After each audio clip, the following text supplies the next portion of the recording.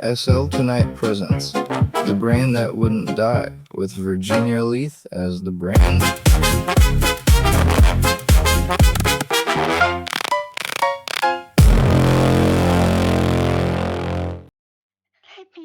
Welcome back to SL Tonight Presents. Last night we kicked off something new on this channel. The first episode of One Step Beyond, Season 1, Episode 1, The Bride Possessed. And right at the center of it, doing the kind of raw, committed television work that people in 1959 were not quite ready for, was an actress named Virginia Leith. I enjoyed her work there, and I decided to see what else she'd done. So tonight, we're giving you more. But we're taking a hard left turn from the paranormal drama of One Step Beyond into something gloriously, unapologetically, magnificently deranged. This is The Brain That Wouldn't Die. 1962, public domain, free on the Internet Archive as we speak. 82 minutes of mad science, moral collapse, severed head monologues, a catfight between exotic dancers, and a monster in a closet that has had enough. Virginia Leith went from possessed bride to living head in a pan. And we're here for every second of it. Let's go. Before we get into the film itself, I want to take a moment to lay out what's been building on SL Tonight Presents.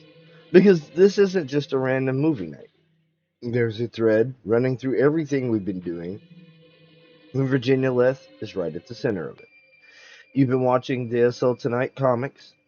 You've been at the Overlook Drive-In at the Unbound Grounds. You've seen Beanie and Cecil on SL Tunes Presents, one of the great forgotten treasures of early television animation, Bob Clampett's masterwork, a show so surreal and so warm and so genuinely weird that it influenced everything that came after and still feels like nothing else. You've been in the world we've been building. One Step Beyond is the newest pillar. If you haven't seen it yet, it ran on ABC from 1959 to 1961, hosted by John Newland, and it was doing something genuinely different from The Twilight Zone, which premiered the same year. Where Rod Sterling's show was science fiction allegory with a twist ending, One Step Beyond claimed to be based entirely on documented paranormal cases. No science fiction framing, no what if, just this happened, here it is. The very first episode, The Bride Possessed, aired January 20th, 1959, and Virginia Leith was the lead.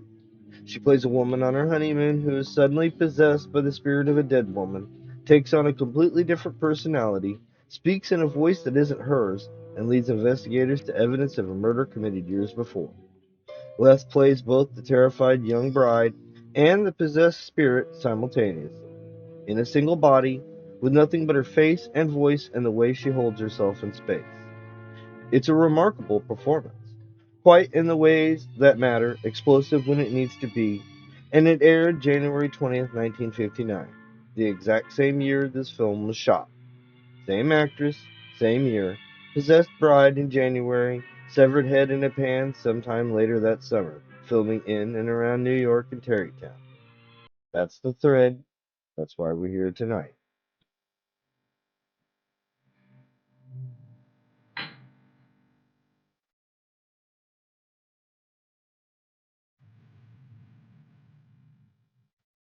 Virginia Leith deserves the full treatment, so let's do it. She was born Virginia Leith on October 15, 1925, in Cleveland, Ohio. She started out as a model. That's the conventional origin story for a lot of actresses of her generation.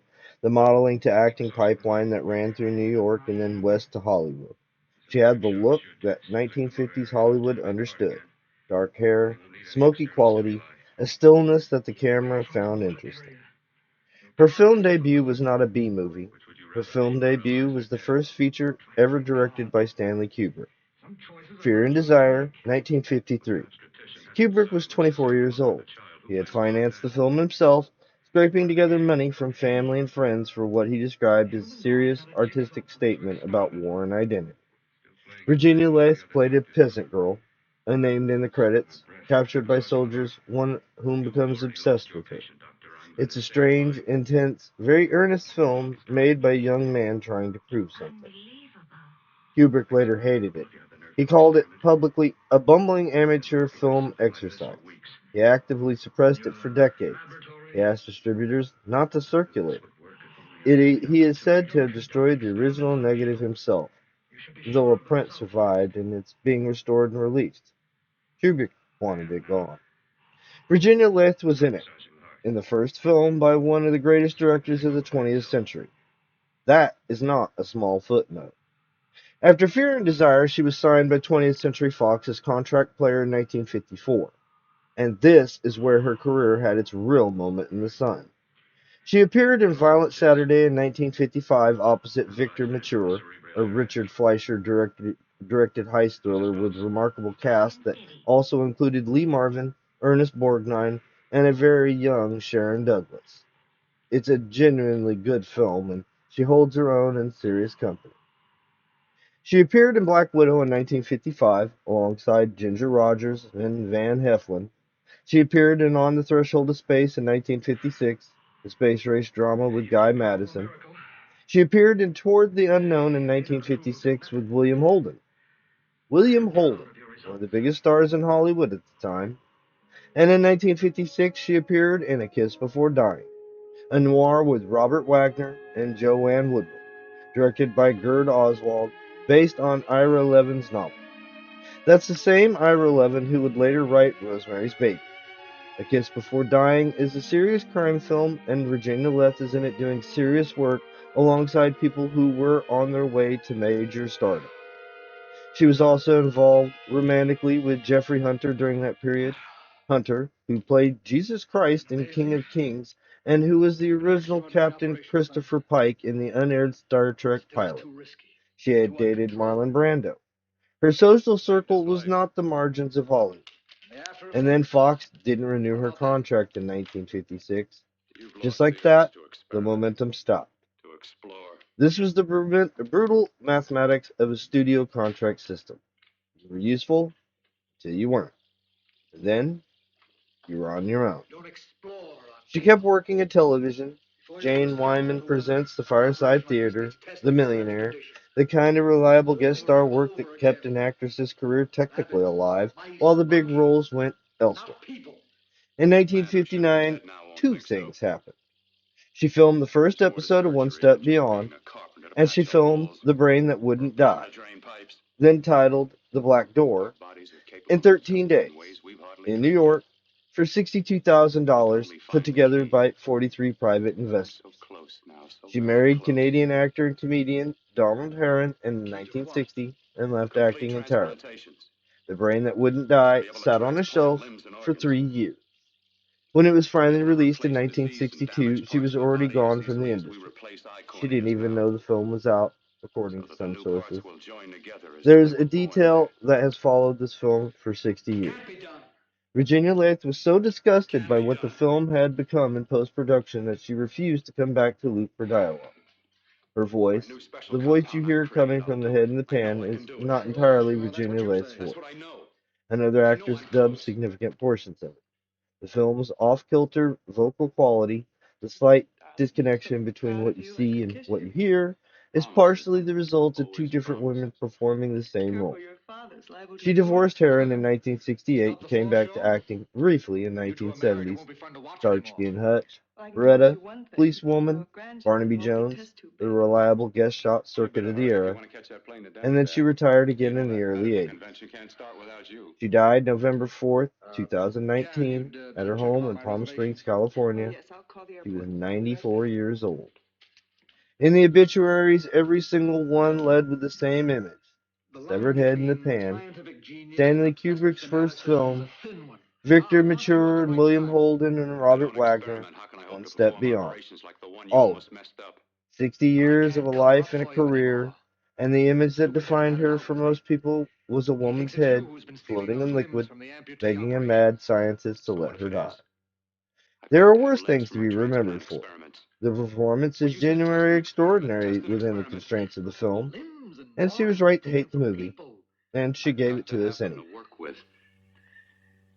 Sure, I've made a few mistakes. But I've learned from them. I've learned. Your reservations are all set. 3:30 takeoff. Well, what have you two planned for the weekend? Oh, nothing much. Just a quiet weekend. You sure you're not going up to the country house? You're always sneaking off up there. The place gives me the creeps. I should have sold it when your mother died. You can't sell that place. Well, I mean, it's nice to get away from the city. I can work without anyone snooping around. You spend too much time up there. All right, I'll see you both in a few days. Got to clean up and get out of here. Fine operation or not, Bill. You're walking on thin ice. Don't go too far.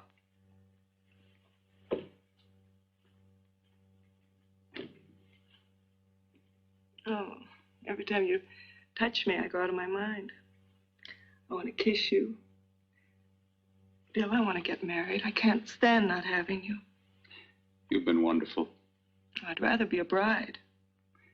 In a few more weeks, nothing will keep us apart. We'll be together.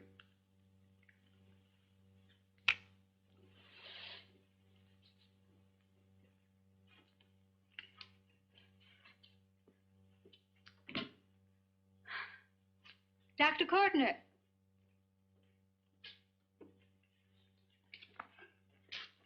I'm so glad you're here. I was afraid you'd gotten away.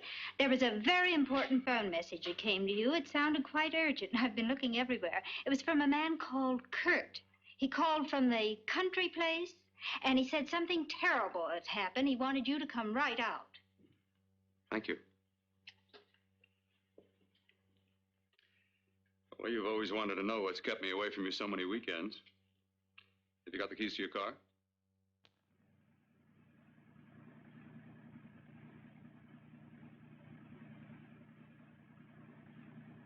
The world this film lives in has a specific television address, and since we've been building the SL Tonight Presents universe around exactly this kind of programming, let's place it properly.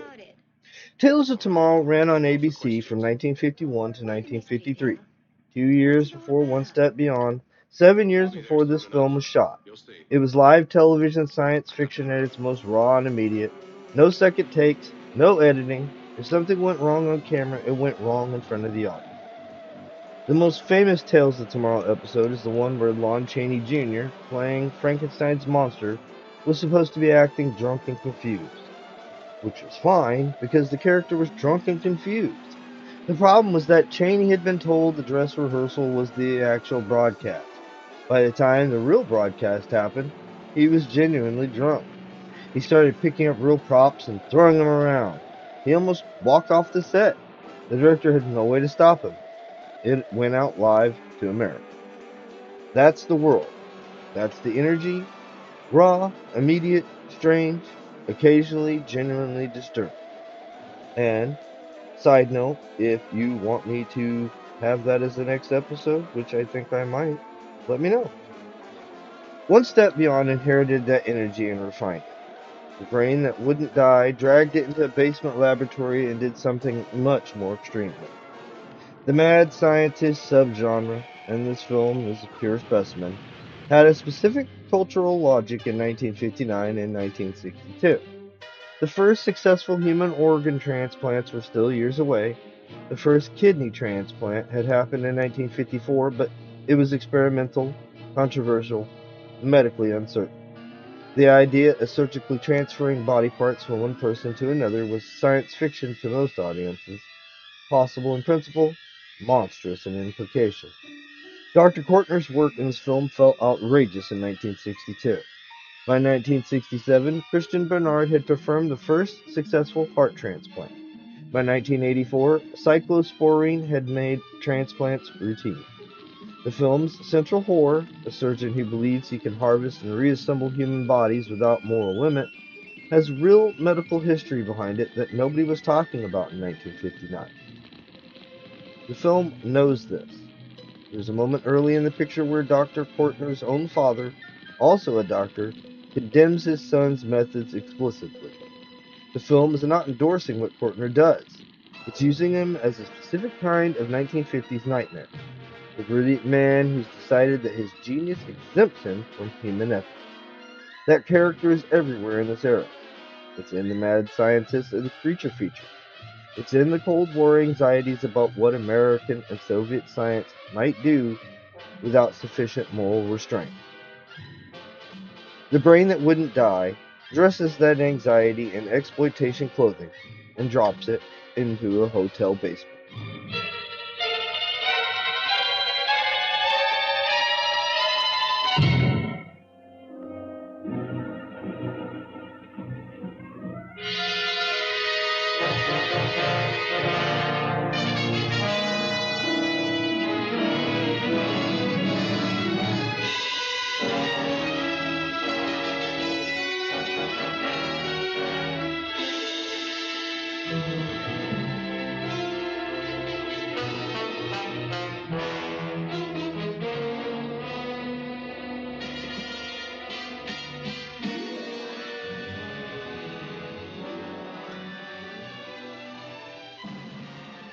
The story of how this film got made is almost as strange as the film itself. Joseph Green was a filmmaker from Baltimore, a novice feature director who had mostly worked in industrial film and short subjects. Rex Carlton was a producer with a taste for exploitation fare and, as it turns out, some connections to financial circles that were not entirely conventional. They met in the late 1950s and hit it off. Over lunch one day, Carlton picked a horror movie concept, something he was calling at that point, "I was a teenage brain surgeon." Green took the idea and ran with it. He wrote a full screenplay in 3 days. Carlton raised the project production budget. The budget was $62,000. It came from 43 private investors. 43 private investors. Each of them put money into a low-budget horror film about a mad scientist keeping a severed head alive in a hotel basement. I want to be in whatever room that sales pitch happened in because that is genuinely impressive achievement in persuasion. The film was shot in 13 days. 13 days. They worked in and around Tarrytown, New York, the same Hudson Valley town that Washington Irving wrote about, home of the Headless Horseman legend. The irony of shooting a film about a disembodied head in Sleepy Hollow country apparently did not escape the production team. The lab scenes, which constitute most of the film, were shot in a rented hotel basement. The sets were built from scratch by people who were very good at making $62,000 look like more. The car crash that decapitates Jan is handled through quick cuts and implied violence rather than explicit effects because explicit effects cost money they didn't have. For the monster in the closet, they needed someone physically imposing in ways that couldn't be faked. Green hired Eddie Carmel. Eddie Carmel was born Edward Carmel in Tel Aviv in 1936, then part of the British Mandate of Palestine. He had a pituitary condition that caused gigantism. He grew to 7 feet, 3 inches tall. He worked in America as a circus performer and stand-up comedian under the stage name The Jewish Giant, a billing that was both his professional identity and, in its directness, a specific kind of 1950s showbiz pragmatism about what got people through the door. He is also the subject of one of the most famous photographs in American art history. Diane Arbus photographed him at home with his parents in the Bronx in 1970. A towering young man with his small, ordinary parents looking up at him in a way that captures something profound and strange about the relationship between a family and a member who exceeds all expectation. The photograph has been in major museum collections for 50 years, in textbooks on documentary photography. The man in that photograph is the monster in the closet. This was his first film role. His only other credited film appearance was in 1963 in something called 50,000 BC, Before Clothing, a caveman nudie picture that makes The Brain That Wouldn't Die look like Citizen Kane by comparison. Now here is the detail that explains why this film is on SL tonight for free and why it will be available forever. American International Pictures picked up the film for distribution in 1962. AIP released it. AIP promoted it. AIP put it on double bill with an Invasion of the Star Creatures, and AIP failed to properly register the copyright. In 1962, copyright registration for films required specific procedural steps. AIP missed them. The moment the film was released without proper registration, it entered the public domain instantaneously. Any television station could broadcast it, any video company could duplicate and sell it, any streaming platform could host it. Fire. Burning.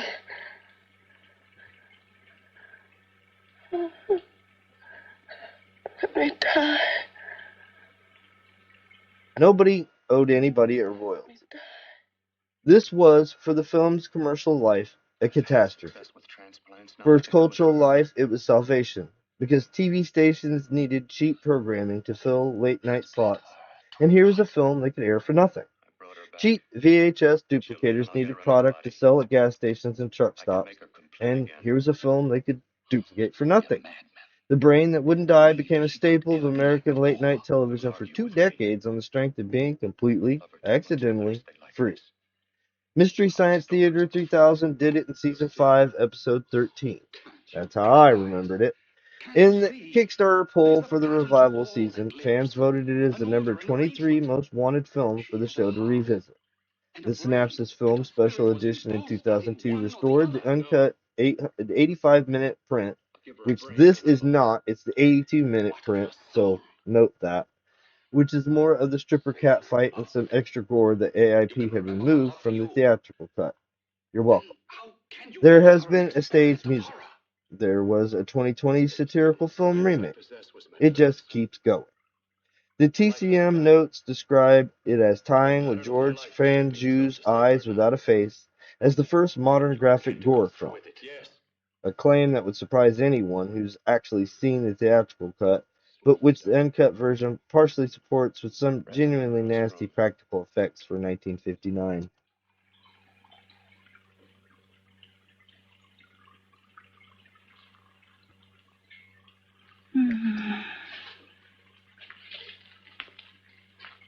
How long do you think we can keep her alive under these conditions? 48. 50 hours at the most. Yes. And you really believe you can work a transplant on her successfully? Yes. Like my arm. Withered and deformed. Yours was an early experiment that failed. With her, I'm using my new adreno serum. Must work. I've got to go now. If the police or anyone call, tell them you don't know anything about it. I don't think anyone will trace us here because her body was burned in the wreckage. Yes, of course, of course. Look, Bill, before you go, do have a look in that closet. It's the reason why I called you up here.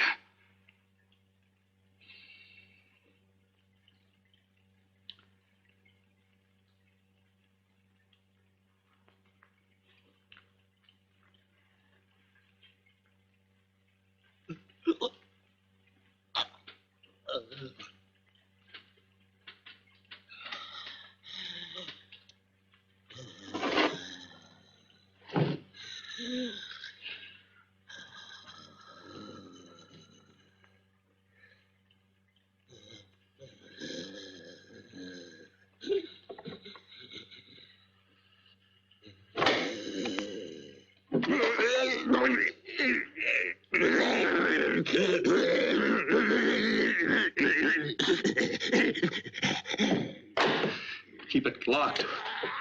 Last night it got so violent it almost broke out. No. No, not through that thickness. Keep it closed.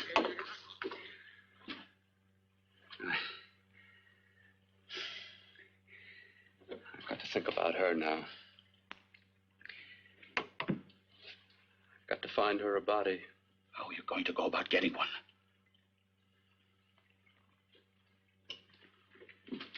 Bill, how will you do it? There are ways. There are ways.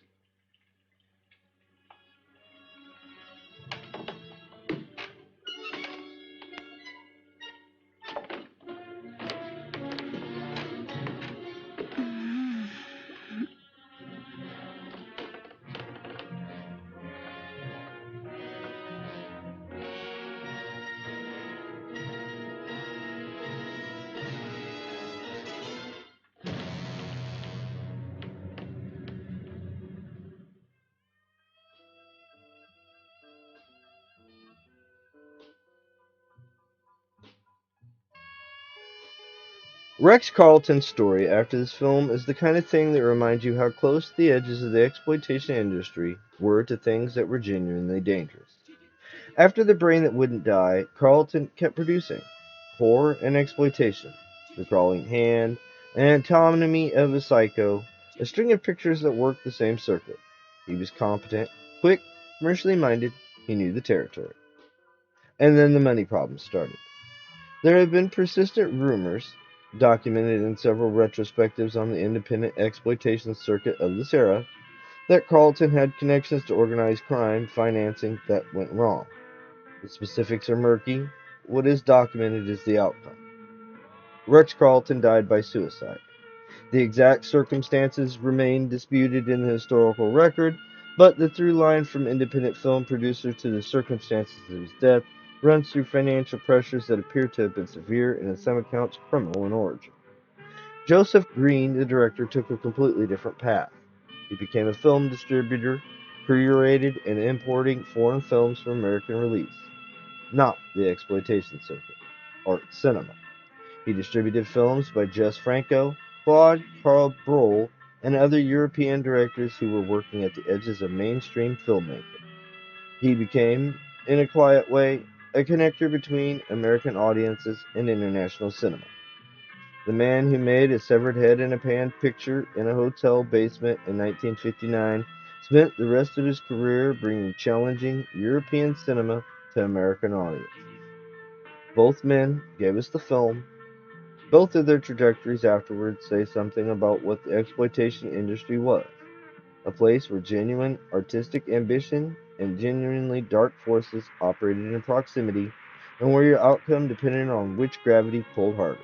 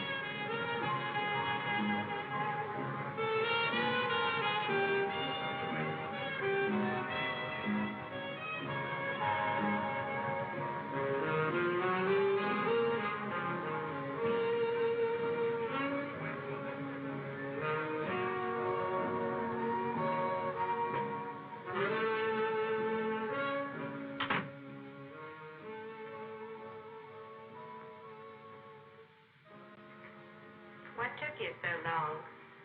What made you think I'd come? You know a good thing when you see it. Yeah, there was plenty to see. I liked your act. Is it all you liked? Well, your costume, what there was of it, was interesting. Is that all? The rest of the equipment is standard. But, the arrangement is pretty special. You know, tourists just looking at the sights. What are you doing here, slumming? I get my allowance once a week. I want to make an argument that this film is more interesting than it looks, and I want to make it through Virginia Leith's performance specifically. Jan Compton, Jan in the Pan as she's been called by cult film fans for 60 years, begins the film as a passive object. She is literally a head on a tray, kept alive without her consent, by a man who's decided that his love for her and his medical genius gave him the right to make that decision for her. The film's first act treats her as an extension of Courtner's will. He saved her, or a piece of her. She belongs to him. And then she starts talking. The monologues that Virginia Leith, or rather Virginia Leith's voice and another actress's dubbed voice working in an uncomfortable tandem, delivered from that tray are the film's real content. Jan wants to die. Not from despair exactly, but from clarity. She understands what she is, she understands what Courtner's doing, and why and what it will cost the woman he is hunting for her replacement body. She's the only character in the film with a complete moral understanding of the situation, and she's the one with no body and no agency. Several critics have noted, and I think they're right, that the film accidentally produces a fairly sharp feminist critique. The mad scientist literally reduces women to body parts. He tours strip clubs and beauty pageants assessing bodies for their transplant potential, treating living women as collections of desirable physical attributes that can be harvested and reassembled according to his needs. Jan sees this clearly from her tray. She calls it out. She plots against him. Her alliance with the monster, Eddie Carmel's creature behind the closet door, is the film's most emotionally resonant relationship. Two beings have been made monstrous by the same man's experiments. Two discarded experiments of the same arrogance. They communicate. They plan together. The monster is an instrument of their shared revenge. The Letterboxd community has been writing about this for years. One review I keep returning to, whether its feminist critique of female objectification is accidental or on purpose, I don't know, but the subtext clearly lands in the foreground. It does. It really does. Virginia Leith, even though the partial dubbing, even through the constraint of lying motionless in a tray for her scenes, makes Jan a real person, the most real person in the film, which is the point. Also, not forgetting that the monster is male. Just want to point that out. So, she gets help from a male. So, just pointing that out. Get lost. Hi, little boy. I see you've met the queen. Hey. Come here, don't hide. You know, you've got the kind of face a girl doesn't mind looking at. Even out front, all the other girls are asking about you. Get out of here. Two's company. Three's a crowd. Who's to tell me to blow if I don't want to? This here's my dressing room, too. Remember? It kills her to see me make time. You're the only thing that's going to be made around here tonight. Honey. Eat your heart out. Yeah. Yeah. Well, I'd better be going. What for? Look what you've done. You come back in with your 2 cents. Let me see you later. I'll make everything up to you. I swear I will. Yeah. Come on back later. I'll remember you. Yeah, that's what I'm afraid of.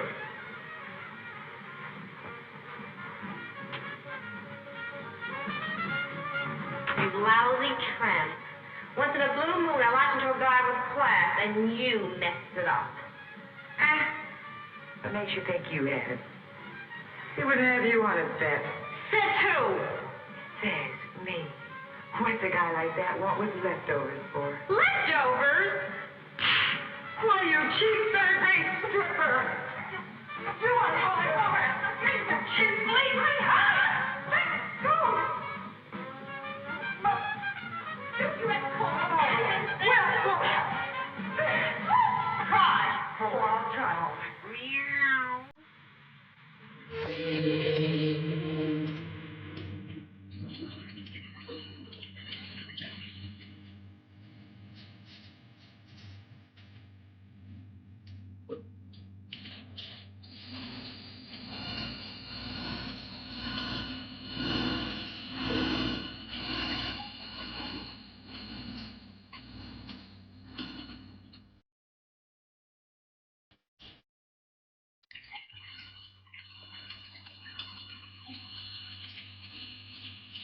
You. Inside the closet. What has he done to you?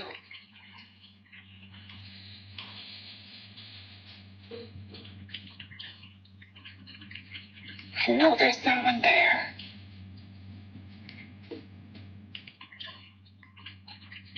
Knock once if you hear me.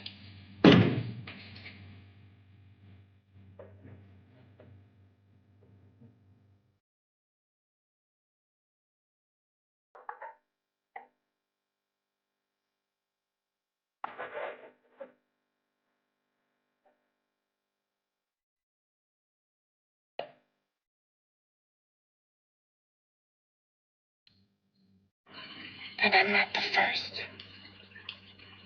Knock twice if I'm not the first.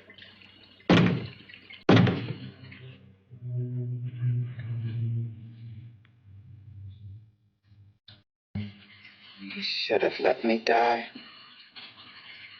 I hate him for what he's done to me. If you only knew what it's like being like this.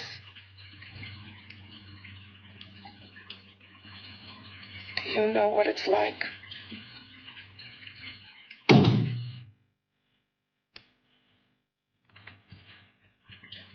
Together we could have revenge. You want revenge?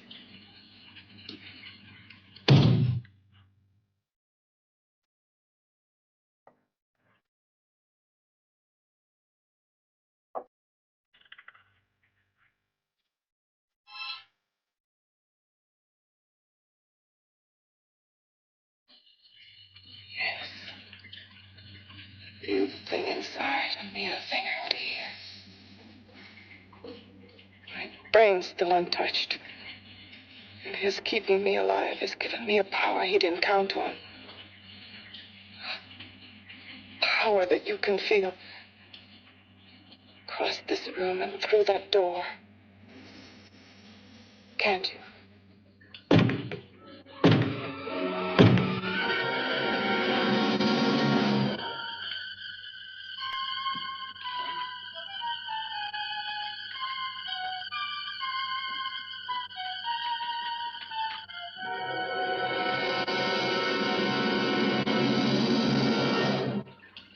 Together we're both more than things. We're a power as hideous as our deformities. Together we'll wreak our revenge. I shall create power, and you will enforce it. You, the thing inside. Me, the thing out here.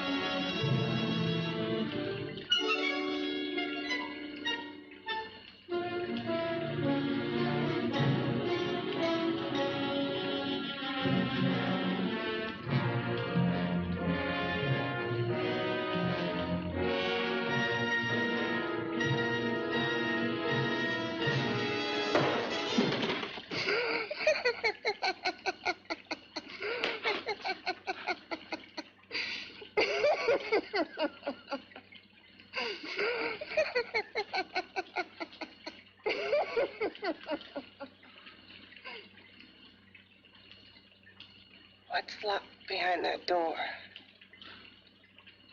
Horror. No normal mind can imagine. Something even more terrible than you. No, my deformed friend. Like all quantities, horror has its ultimate. And I'm that. There is a horror beyond yours. And it's in there. Locked behind that door.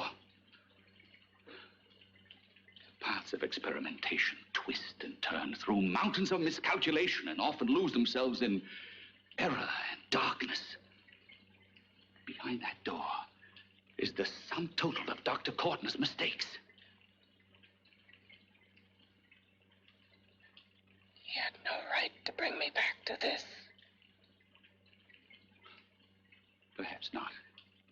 Who knows? But you should know that before he injected the serum into that, it was but a mass of grafted tissues, lifeless. Just lay there, weighted down with its transplants of broken limbs and amputated arms. But with this serum, it began to breathe. It's impossible. Would you have thought possible what he's already done? Take yourself. He's brought you back. You live. Only a few years ago, all transplants were impossible. That's what he's been doing up here where no one could see his work. Yes.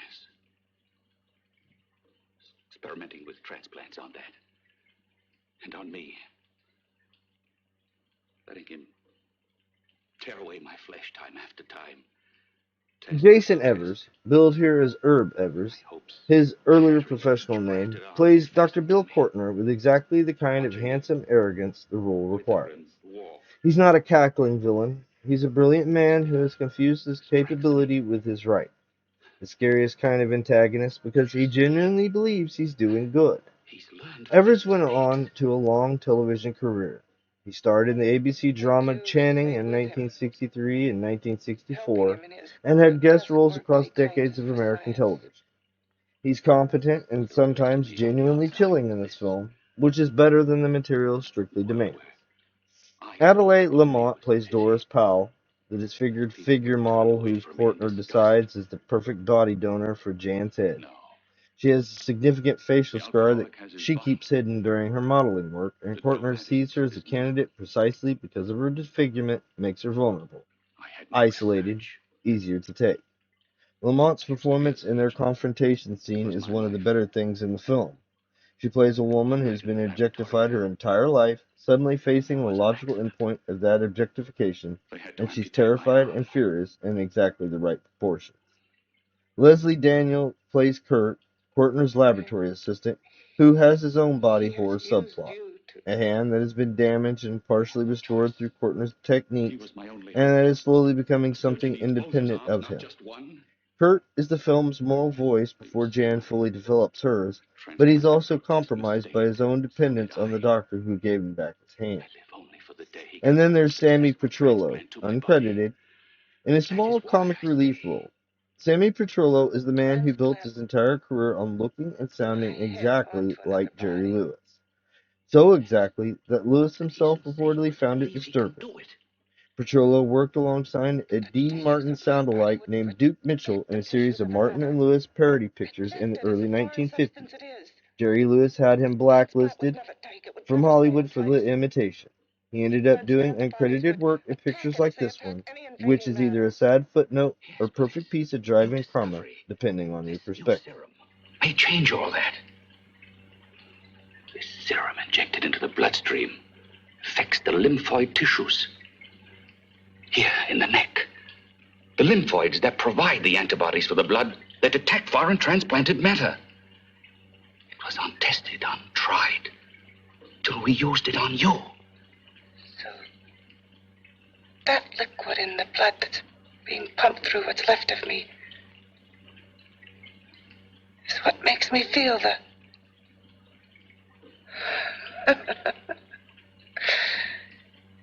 He may produce results he didn't ask for. Results? You mean like this? Results more terrible than your arm of relative beauty. Results of power. Of magnitude. Power? What power? Can't Can't you see that you're at the mercy of every element of the universe? How can you speak of power? I have a power. This liquid that he's pumped into me. My brain burns with it. That thing inside an iron touch. Want me to prove it? You can prove nothing. You're powerless. I'll show you how powerless I am. You. Behind that door.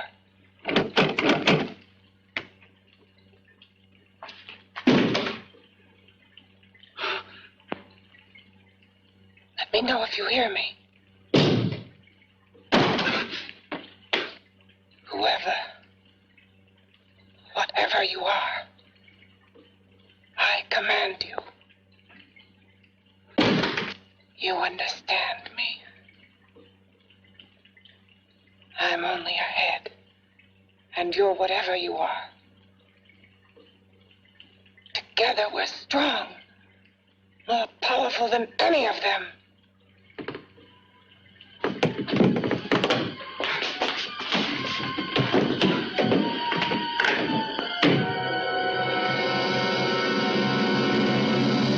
What are you running from? What's wrong with you?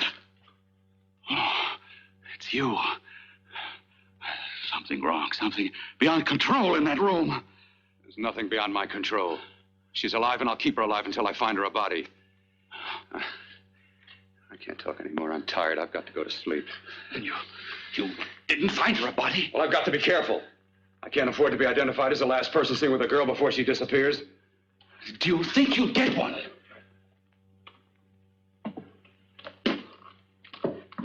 There are many things left for tomorrow.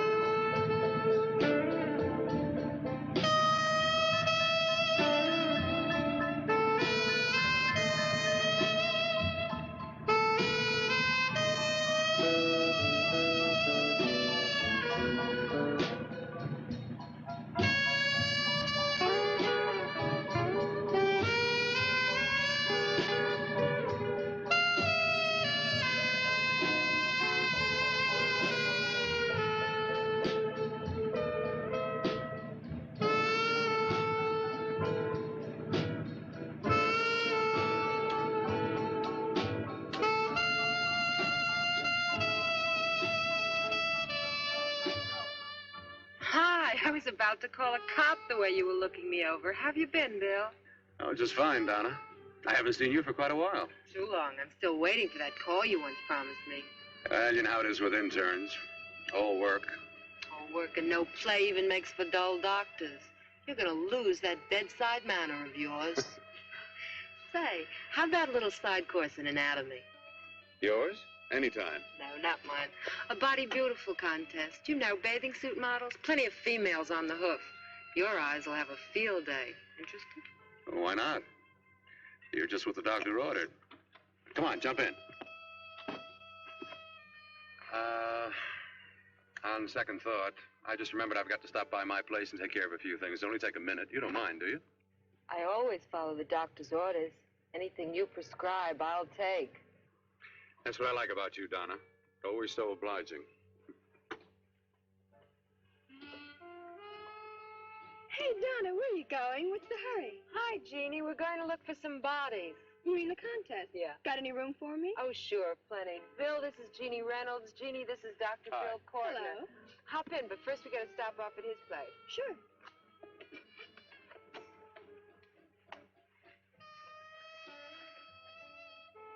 Now, let's stay with Eddie Carmel for a moment, because this story goes places this film doesn't tell you. Born in Tel Aviv in 1936, family immigrated to America. He grew, and kept growing, past the point that human bodies usually stop. Gigantism, the result of a pituitary gland that didn't regulate his growth hormone correctly, brought him to 7 feet 3 inches. In the 1950s, in America, that height had one primary commercial application: the circus, and carnival circuit. He worked under the name the Jewish Giant. He did stand-up comedy. He sang. He was, by accounts of people who knew him, warm and funny and deeply human in ways that his billing as a freak attraction deliberately obscured. Diane Arbus photographed him in 1970 at his parents' apartment in the Bronx. The photograph, titled Jewish Giant at Home with His Parents in the Bronx, New York, 1970, shows Carmel standing in a low-ceilinged living room, hunched because the ceiling isn't high enough for him to stand straight, looking down at his small, older parents who are looking up at him with an expression that contains everything: love, bewilderment, worry, pride. The photograph is in the collection of the Museum of Modern Art. It has been reproduced in hundreds of books on photography and documentary art. Eddie Carmel died in 1972 at the age of 36.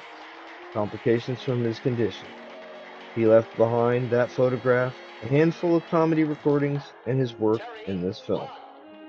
When you watch the monster in the closet, when you watch him finally, inevitably, get out, you're watching a man who spent his life being defined by his size, who found work wherever his size was an asset, and who gave this film one of its only moments of genuine physical menace.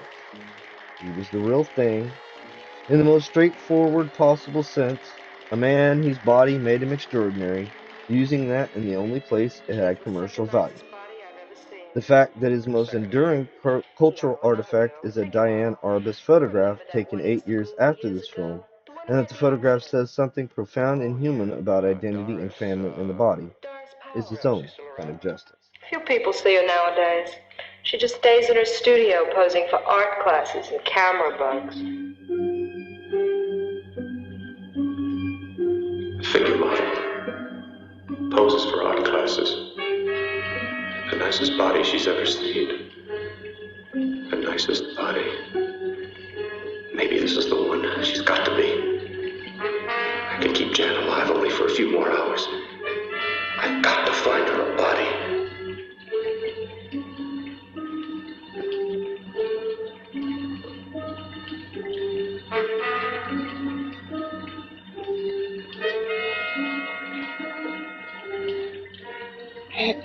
He intends to kill somebody.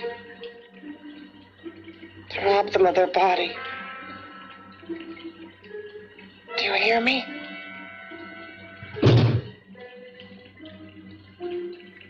Yes, you hear me. You know how Bill's egotism drives him on and on. To infamy upon infamy. Can good ever be born of evil?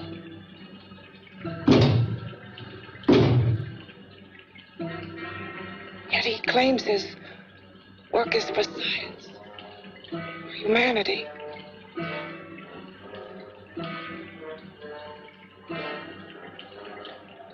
To be joined to flesh not your own. What's human in this? Of how you must exist, locked behind that door. We've got to stop him.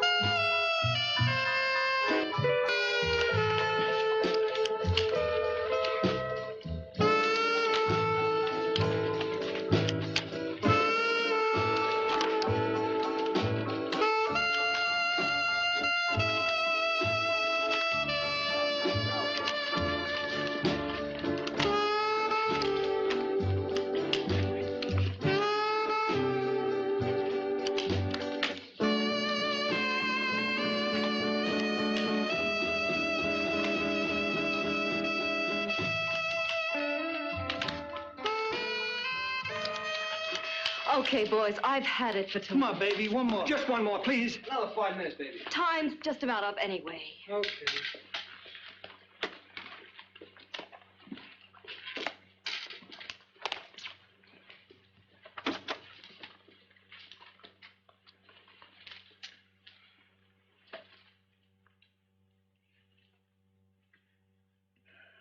Say, Doris, would you like to have a drink with me? Just you and me, away from everybody? Someplace where nobody will butt in, where you and I can really be alone. No, thank you. How about posing for me? Private like. I'll pay you real money, real good money. Kind of money they don't throw at you every day, and for doing hardly nothing at all. I do my posing for classes only, Wednesdays and Saturdays, 8 to 10. Yeah, I know, but we can... Good night.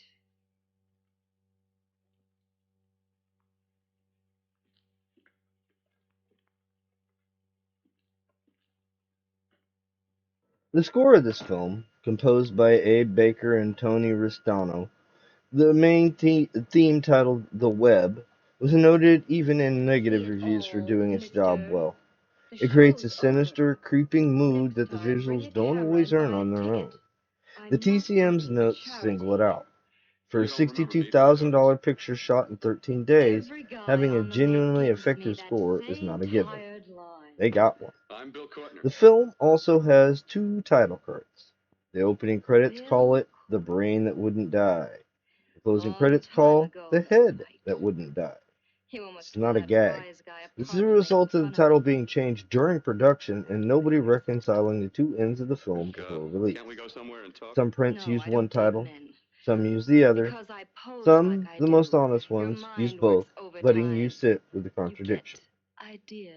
You'll also see that here where the title bill, I'm using an opening and a closing. It's the same title bill only altered. This is to hold in that same feel. There's a version of this film that's 12 minutes shorter than the one you might see on the Internet Archive. That's the AIP theatrical cut, which removed most of the gore and trimmed the stripper cat fight. The Synapses Films 2002 Special Edition restored everything, and the additional footage, particularly the extra gore in the finale, changes the film's tone and meaning. What feels in the short version like pulpy exploitation becomes in the long version something genuinely nastier, more committed to its own ugliness, more honest about what it is. And since this is the 82-minute cut, you don't have to worry about that.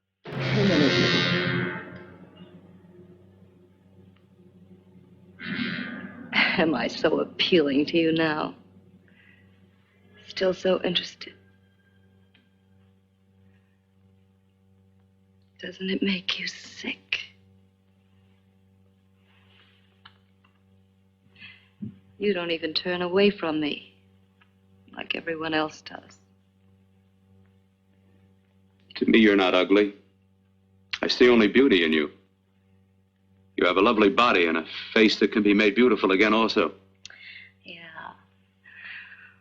I've heard that song before. I'm a doctor, I know. My father's one of the leading plastic surgeons. If anyone can help you, we can. I know I can. I've been to doctors. It's no use. The scar tissue's too deep. No one can help me. Yeah, that was a few years ago. Today, nothing's hopeless. We can graft scar and skin tissue. That way we can even freeze areas of the skin and sand away damaged skin tissues. The way you say that look in your eyes, I almost want to believe you. I almost want to believe you. Well, then start believing, hmm?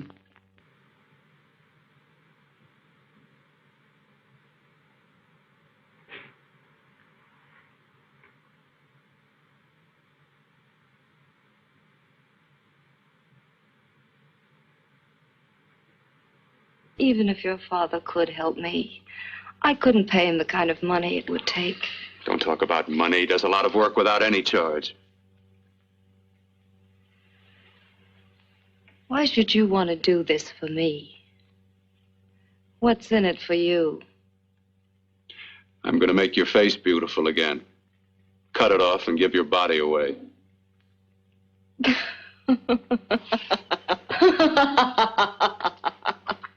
I'm sorry. Bill, I have been knocked around so many times. I've lost count. It's tough living with this. I don't mean to sound ungrateful. Well, because you've been battered around, don't go sour. You shouldn't lose your trust in people. Not all of us. I believe you. I want to. Do you really think something can be done? Only my father knows. Look, we have a country place just out of town. He's visiting for the weekend. I could take you there now for a consultation. You mean tonight?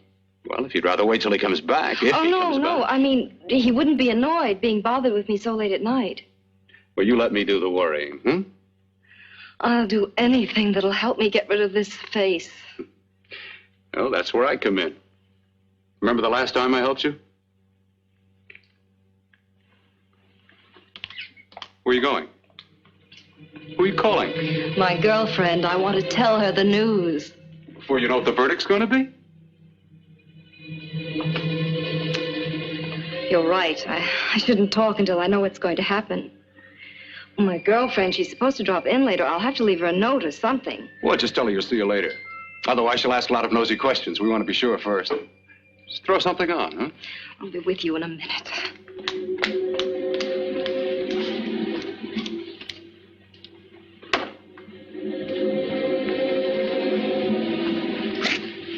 Just tell her you'll keep in touch. I'll leave it on the table. She'll see it. Had to go out with old friend Bill Courtner. We'll call you tomorrow. Doris. Here.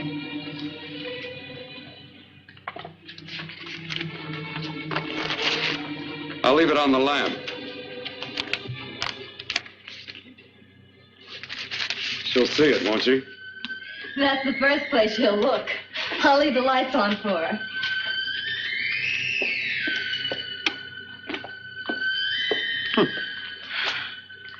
I have waited so long for this. So have I.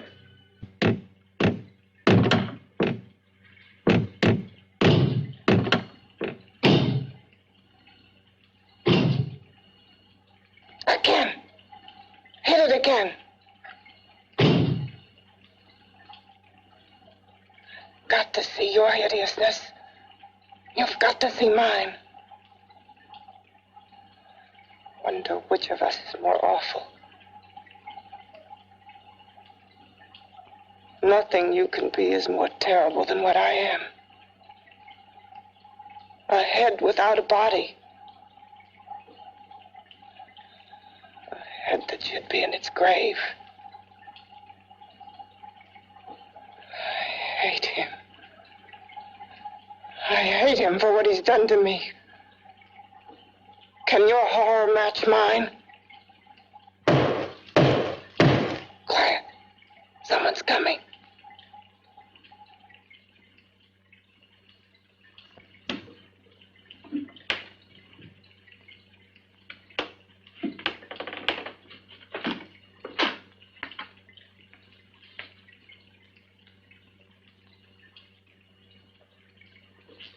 I have come to feed your friend. While you feed yourself with hate, it prefers food. Your formless, sniveling fear becomes you more.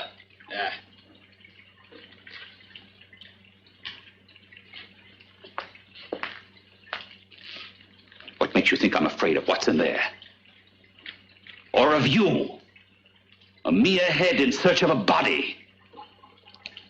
People fear what they don't understand and what they can't see. What are you talking about? You're nothing but a freak of life. And a freak of death. Why should I be afraid of a few knocks on a door? But last night you ran. You were afraid of what you imagined lay behind that door. I? Imagined? It was I who helped graft together the bits and pieces that were stolen from the hospital. An amputated arm, a leg, a torso. It was I who helped piece them together like a monstrous jigsaw puzzle. And that same medicine that He's fed to me to activate my lymphoid tissues. Has he fed it to that? No. No, on that he used an earlier formula. It wasn't as successful as the serum he's using on you, but it was enough to allow the transplants to take. If your experiment is successful, then it'll be my turn. And what else has happened to it? Mean what else? Well, it's mutated some, of course. It's changed considerably. Why don't you open the door? And we'll both see how it's changed. Listen, you. I warn you. You better stop pestering me, do you hear? I'm getting fed up with you and your insidious talk. He should have cut out your tongue while he was at it. Afraid? Afraid of whom? Of you? No, not anymore. But of it. Nor of it.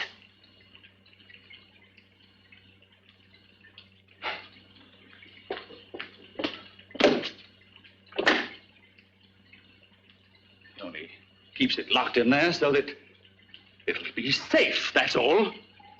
Safe? From me?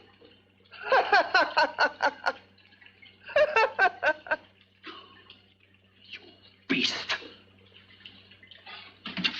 I hope he prolongs your existence into a lifetime of agony. Then we'll see who's laughing at whom. You miserable fool! Get him! Ah, no!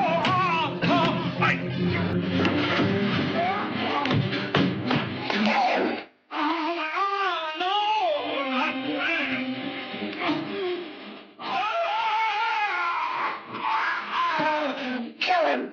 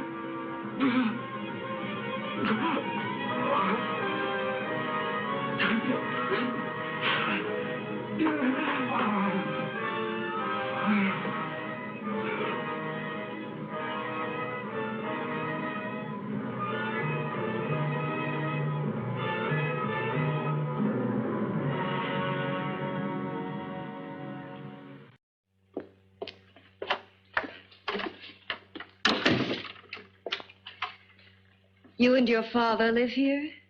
Only on weekends when we want to get away from the city. This place certainly is lonely.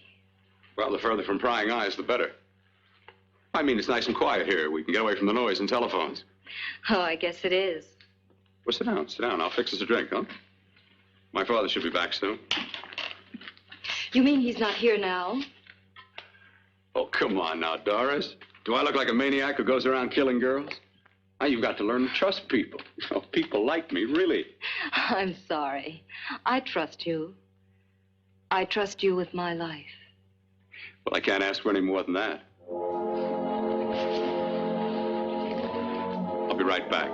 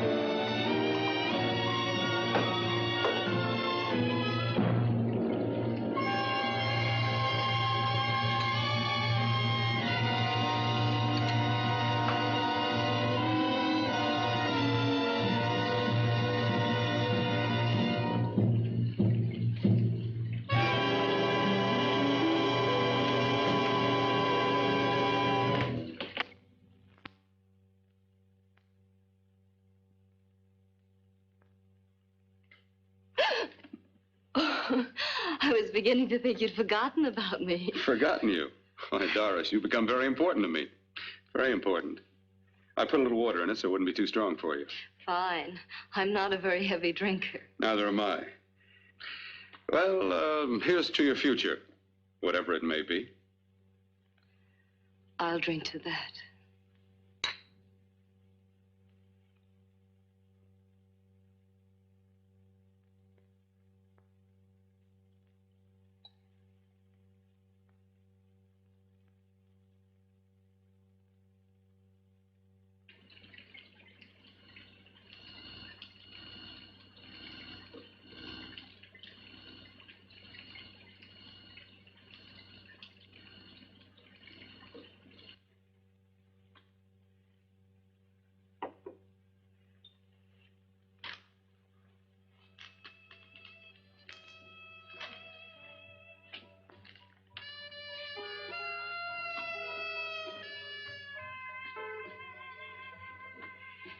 It's getting awfully warm in here.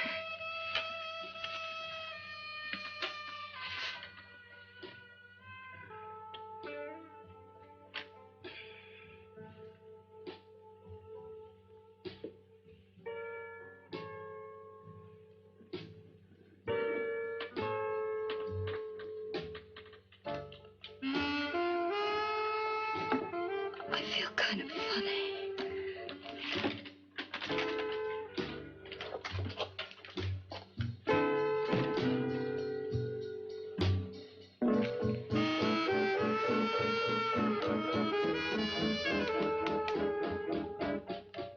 Bill, you put something in my drink, didn't you?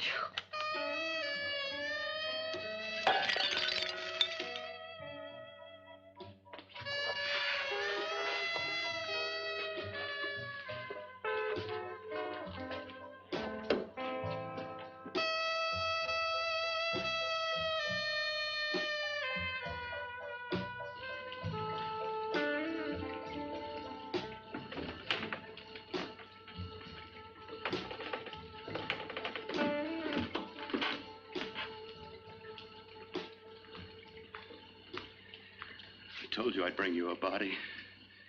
A beautiful one. Soon it will be yours. Bill, you can't. Yes, I can. I want you as a complete woman, not part of one. Is it a crime to want to keep you alive? Is it a crime for science to jump ahead by years? This kind of thing must be done. When it's over, you'll see. I've got to hurry now. The drug will wear off soon and she'll be awake. When she does come to, it will be your head consciously awakening for her.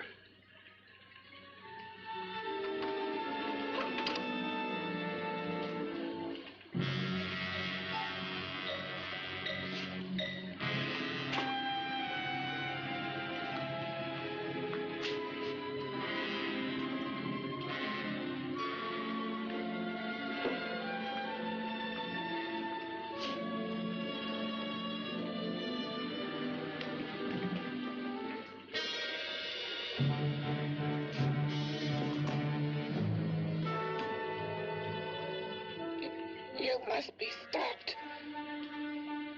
You must. And who's going to do it? I've got to be quiet here. Can't stop me. Very well.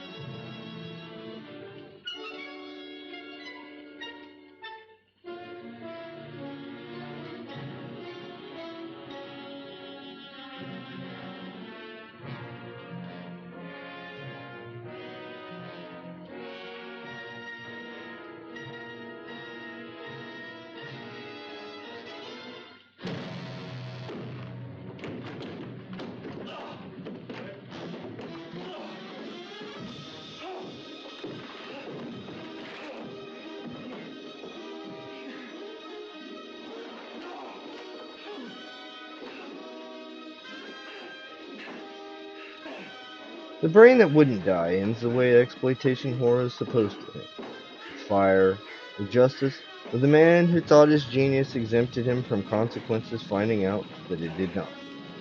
Jan in the pan gets what she asked for, the monster gets out of the closet, the laboratory burns. It's cathartic in the way the best genre movies are cathartic, because the people who deserve it got it, and the instrument of that justice was the woman who had been reduced to disembodied voice in a tray, and the man who had been reduced to a freak behind a door, working together in the dark. Virginia Leith hated this movie. She was right to hate it. Production exploited her performance, the dubbing undermined her work, and the film spent 60 years defining her legacy in ways she didn't choose. She was also, from that tray, giving a performance that carries the entire picture. Both things are true simultaneously. That's the exploitation industry in one sentence. She appeared in Stanley Kubrick's first film. She stood next to Victor Mercure and William Holden. She was the possessed bride in the very first episode of One Step Beyond, which SL Tonight Presents just brought back to YouTube for a new generation, and she was Jan in the panel. All of it. The whole of it. One woman's career reduced by history to a head floating in liquid, manning the right to die. She deserved better. She got this. And this, at least, we can give back to her with the respect it deserves. The Overlook Drive-In and Unbound Grounds is running SL Tonight's Presents One Step Beyond continues next week with Season 1, Episode 2. The SL Tunes Presents Beanie and Cecil Archive is building. The comics are in the Funny Papers section at sltonight.com. We're building something here. Come find us under the stars. This has been SL Tonight. We are where the night is.